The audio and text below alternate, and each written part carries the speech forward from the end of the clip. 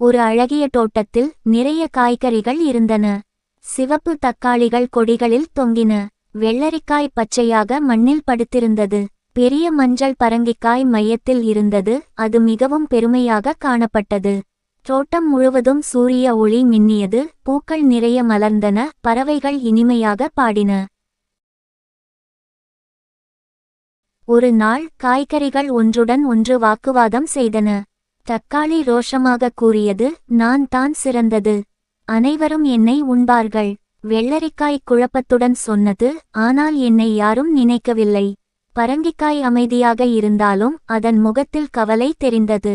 அனைத்து காய்கறிகளும் தங்கள் மதிப்பை விளக்கிக் கொள்ள முயன்றன.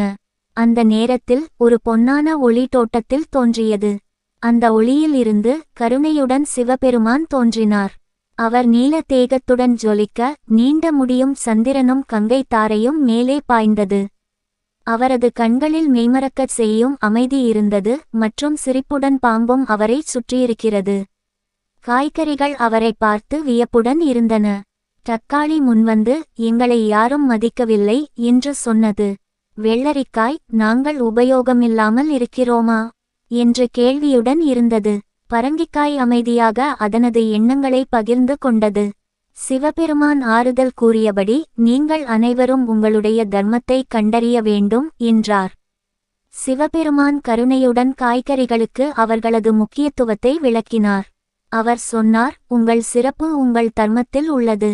பகிர்ந்து கொள்வதன் மூலம் மகிழ்ச்சியையும் பரந்த அர்த்தத்தையும் பெற முடியும். தக்காளி தன்னம்பிக்கையுடன் தோன்றியது. வெள்ளரிக்காய் உற்சாகத்துடன் குதித்தது. பரங்கிக்காய் அமைதியாக மெல்லிய சிரிப்புடன் ஒளிர்ந்தது. தோட்டம் முழுவதும் பூக்கள் மலர்ந்து ஒளிர்ந்தது.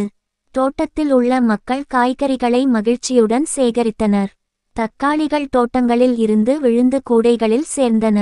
வெள்ளரிக்காய் குழந்தைகளால் மகிழ்ச்சியுடன் பிடிக்கப்பட்டது. பெரிய பரங்கிக்காய் சமையலுக்காக எடுக்கப்பட்டது. சூப்போடிகளில் வெதுவெதுப்பாக மூழ்கியது.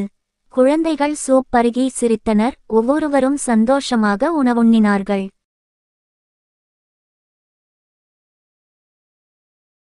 சிவபெருமான் கைகளை கொண்டு வாழ்வின் அற்புதங்களை கூறினார். பகிர்ந்தால் மகிழ்ச்சி பல மடங்கு பெருகும். காய்கறிகள் மகிழ்ச்சியுடன் தங்கள் பங்களிப்பை புரிந்தன.